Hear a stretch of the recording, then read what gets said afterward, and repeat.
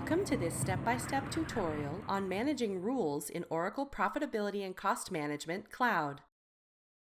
Calculations control how costs and revenues are assigned from a source to a destination as the funds flow through the application. You set up calculations for a POV by creating rule sets and then adding rules. In this tutorial, we'll create rules. You can see how to create rule sets in our Managing Rule Sets tutorial. For more information on how calculations work, please see our calculation overview video. I'll open the Manage Rules screen. I want to perform a series of calculations to reassign occupancy expenses from corporate, where the expenses are paid, to the cost centers that use the facilities. I've already created a rule set to group those calculations together. Let's see how to define rules. I'll add an allocation rule to the occupancy expense allocations rule set. Allocation rules determine how allocated data flows and how to determine the allocation amount. I'll add a name and description and enable the rule. This rule will allocate rent and utility expenses from the corporate cost center to business function cost centers based on the square footage used by each cost center. Notice that Use Rule Set Context is selected by default.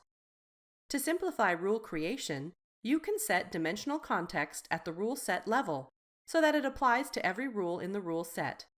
For example, only the entity and account dimensions are relevant to the rules in this rule set, so the rule set context sets the other dimensions to no member. Next, let's define the source for the allocation.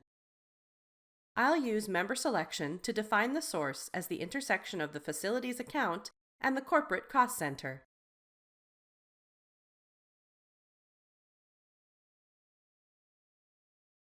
Next, let's define the destinations for the allocation.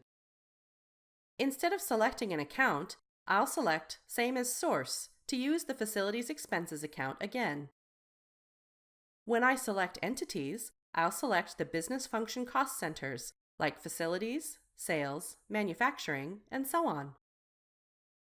Notice that the system shows an estimated destination count, which is a useful cross-check against writing rules that are too expansive. The more destinations, the longer your calculation takes.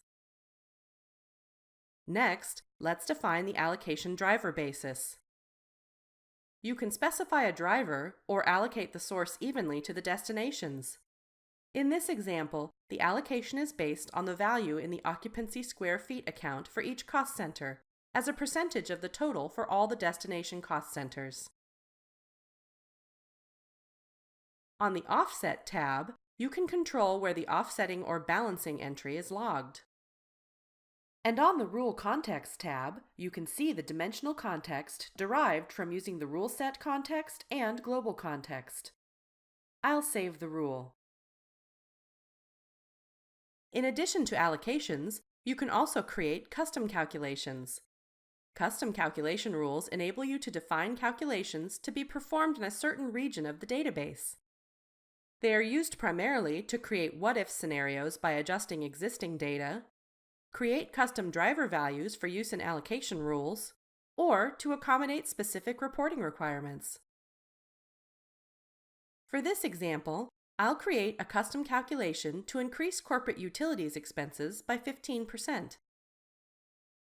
Next, let's specify the target for the calculation.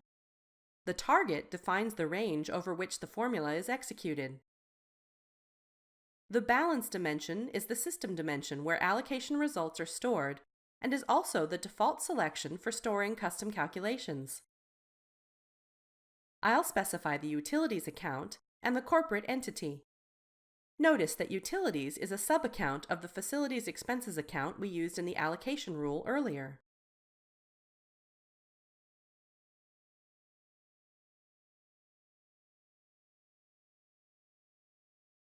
Next, let's define the formula.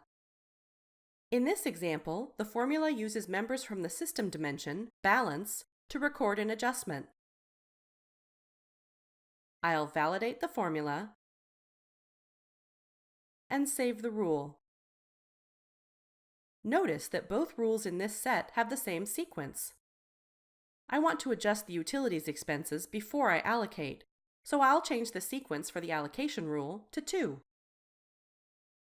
Finally, I'll save and resort my rules to see them in sequential order. When you run your calculations, the system assigns rule numbers to your rules for tracking purposes. In this tutorial, you saw how to manage rules in Oracle Profitability and Cost Management Cloud. To learn more, visit cloud.oracle.com.